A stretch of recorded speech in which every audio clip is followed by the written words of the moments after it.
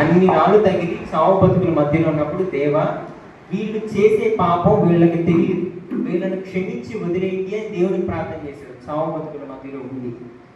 నేను అడిగే ప్రశ్న, స్టెఫెను ఎందుకు అలా క్షమించాడు? అతని మనసులో క్షమాగుణం కలిగి వాళ్ళ మీద జాలిపడి క్షమించాడా?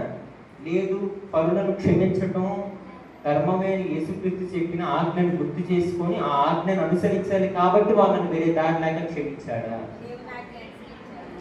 ఇప్పుడు చెప్పండి, ఆయనలో జాలి క్షమాగుణం కలిగిందనే వాళ్ళు ఎంతమంది? చేతులు ఎత్తండి. అర్థమైందా క్వశ్చన్? ఇప్పుడు చెప్పండి, ఆయనలో క్షమాగుణం కలిగింది అనేది ఎంతమంది? చేతులు ఎత్తండి. లేదు, ఆయన ఆజ్ఞను అనుసరించాడు, ఒకళ్ళు రాళ్లతో కొడుతుంటే అసలు ఎవరు చూసి జాలి పడతారు, ఆయన కూడా కోపపడతారు కదా అనేవాళ్ళు ఎంతమంది? ఎందుకంటే అక్కడ స్టెఫెన్ కూడా మనిషి, నీకులాగా నాకులాగా రాళ్ళతో కొట్టించుకొని అవతలను చూసి జాలిపడే మనిషి తత్వం కాదు. చెప్పండి, నేను చెప్పను. వాక్యంలోనే దానికి సమాధానం ఉంది. దేవుని ఆజ్ఞలు అనుసరించడం అంటే చెప్పింది చేసుకుంటే వెళ్ళిపోవడం కాదు. రోమిలకు రాసిన పత్రిక 6వ అధ్యాయం.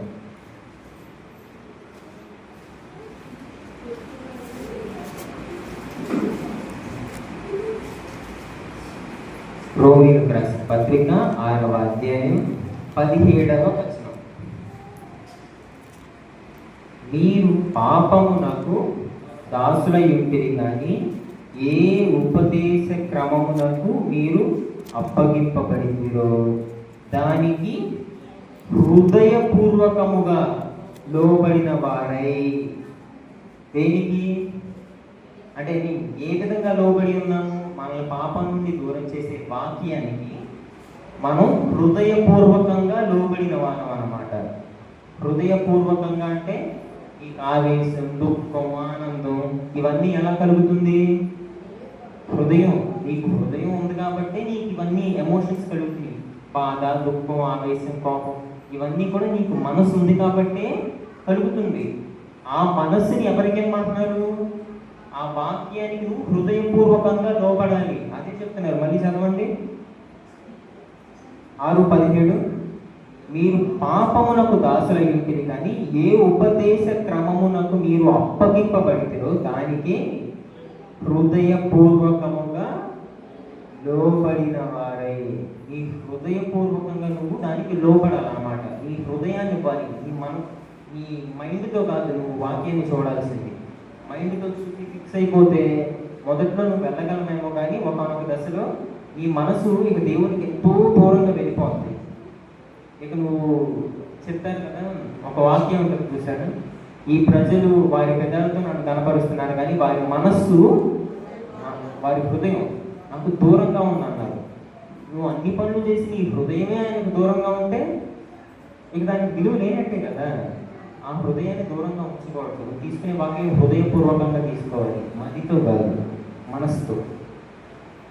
అందుకే ఇక్కడ యోహాను రాసిన మొదటి పత్రిక 5వ అధ్యాయం 3వ వచనం. మీ పాపములు ఆయన ముఖమును మీకు మరుగుపరిచెను కనుక ఆయన ఆలకింపనున్నాడు. ఏంటంట? ఆయన మన ప్రార్థనలు ఎందుకు ఆలకింపకుండా ఉన్నాడు? దానికి ప్రధాన కారణం ఏంటి? పాపం. మళ్ళీ చదవండి, మీ పాపములు ఆయన ముఖమును మీకు మరుగుపరిచెను. ఎప్పుడైనా మీ లైఫ్లో ఎప్పుడైనా ఇది అనుభవించారా?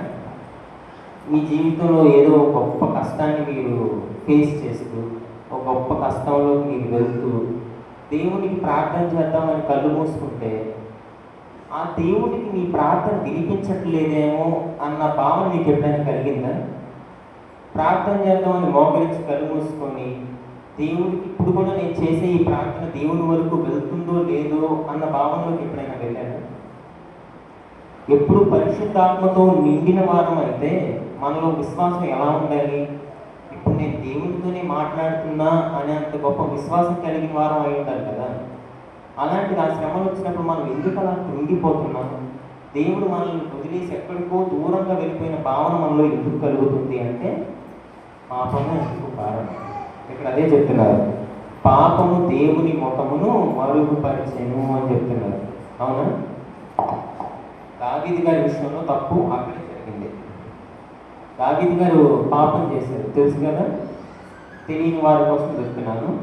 ఆయన బెత్షెబా అనే ఒక స్త్రీని ప్రేమించారు, బట్ ఆమెకు అప్పటికి పెళ్ళైపోయి ఉంది. అక్కడ తన భర్త ఎవరు అంటే ఉరియా అని ఒక దావీదు కోసం పనిచేసే ఒక సైనికుడు. ఆమెను ఎంతగానో ప్రేమించి దావీదు గారు ఏం చేస్తారంటే